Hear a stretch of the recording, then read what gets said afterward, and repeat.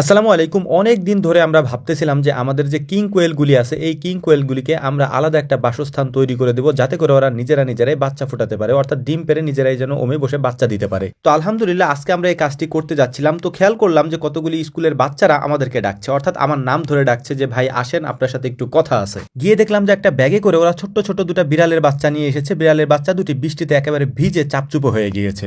ওদেরকে আমি চিনি, ওরা আমাদের পাশের গ্রামেই, বিকালে ওরা এখানে পড়তে আসে। আমি ওদেরকে এসেই জিজ্ঞেস করেছিলাম যে তোমরা এই বিড়ালের বাচ্চা দুটি কোথায় পেয়েছো? তো ওরা আমাকে বললো যে বিড়ালের বাচ্চা দুটি রাস্তার পাশে ডাকতেছিল, একেবারে ভিজা অবস্থায় ছিল, তাই আমরা একটা ব্যাগে করে আপনার কাছে নিয়ে এসেছি। আমি ওদের কথা শুনে খুবই অবাক হয়েছি, কারণ ওরা 1-2 ছাত্র। ওদের মধ্যে আল্লাহ তাআলা এই বুদ্ধি দিয়ে দিয়েছেন, এই বিবেক দিয়ে দিয়েছেন যে এই ছোট্ট বাচ্চাগুলি রাস্তার পাশে বসে কান্নাকাটি করছে, অর্থাৎ ভিজতেছে, ওদেরকে একটা বাসস্থানের দরকার। ওরা আলহামদুলিল্লাহ আমাদের কাছে নিয়ে এসেছে, কারণ ওরা জানে যে এখানে নিয়ে আসলে ওনারা একটা ব্যবস্থা করবেন। আমি ওই ছোট্ট ছোট্ট বাচ্চাদের জন্য মন প্রাণ খুলে দোয়া করেছি, আতাল্লাহু উমরহু ওয়া বারাকাল্লাহু ফি হায়াতি। তো যাই হোক, আলহামদুলিল্লাহ ওদের কাছ থেকে এই বাচ্চাগুলি নিয়ে তারপর সুন্দর করে মুছে আমি বাড়ির ভিতরে দিয়ে এসেছি, কারণ আমাদের পরিবারের সবাই বিড়াল পছন্দ করে এবং আমরা বিড়াল পালি। সেটা আপনারা আমাদের অনেক ভিডিওতে হয়তো দেখেছেন, আমাদের এখানে অনেকগুলি বিড়াল রয়েছে। বিড়ালের বাচ্চা দুটিকে ভেতরে দিয়ে এসে আমাদের মূল যে কাজটা রয়েছে সেটা হচ্ছে যে আমাদের এখানে যে কিং কোয়েলের আমরা ঘরটা তৈরি করবো, অর্থাৎ ঘর তো আমরা আগেই তৈরি করেছিলাম, এটার মধ্যে আমরা দিব হচ্ছে কাঠের গুঁড়ি। এটা মূলত ওই ধরনের কাঠের গুঁড়ি না, একটু বড় টাইপের কাঠের গুঁড়ি, যেটা আমরা সংগ্রহ করে রেখেছিলাম। এইটা আমরা প্রথমে দিয়ে দিয়েছি। এরপর মূলত হচ্ছে এখানে আমরা কিছু খাবার পাত্র দিয়ে দিব।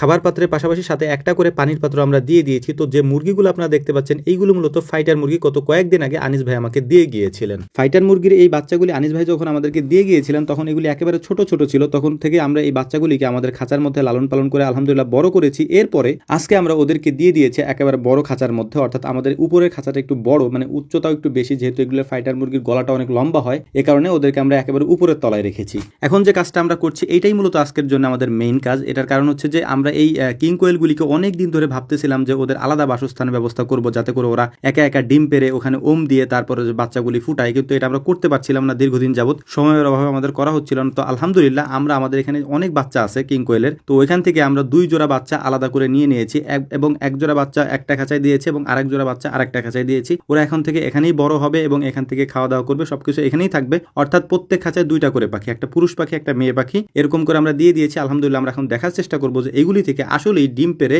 ওম দিয়ে নিজেরা বাচ্চা ফোটায় কিনা। আলহামদুলিল্লাহ আমাদের বাজিগর পাখিগুলো বেশ ভালো ডিম দিচ্ছে এবং বাচ্চাও উঠতেছে এর থেকে বেশ ভালোই। আমরা এগুলি যদিও আপনাদেরকে ভিডিওতে তেমন একটা দেখাই না, তো মাঝে মাঝে আমরা দেখানোর চেষ্টা করি ইনশাল্লাহ। তো একটা গুরুত্বপূর্ণ কথা আপনাদেরকে বলে দিই, সেইটা হচ্ছে যে আমাদের সাথে যারা দেখা করতে আসেন, আমরা ভাই সব সময়ের জন্য খামারে থাকি না। তো আমাদের সাথে যারা দেখা করতে আসেন, যেখান থেকেই আসেন আমাদের সাথে যোগাযোগ করে তারপরে আসবেন। আমাদের সাথে যোগাযোগ করে না আসলে হয়তো আপনার সাথে আমাদের দেখা নাও হতে পারে বা না হওয়ার সম্ভাবনাই বেশি। তো আলহামদুলিল্লাহ সব কাজগুলি শেষ করে মাছের খাবার দেওয়ার সময় মাছ ধরার ট্রাই করতেছিলাম। তো একটা মাছ ধরেছিলামও, অনেক বড় সাইজের একটা পাঙাশ ধরেছিলাম, কিন্তু মাছটাকে আনফরচুনেটলি আমরা রাখতে পারিনি। তো যাই হোক, আলহামদুলিল্লাহ আমাদের জন্য দোয়া করবেন। আসসালামু আলাইকুম রহমতুল্লাহ।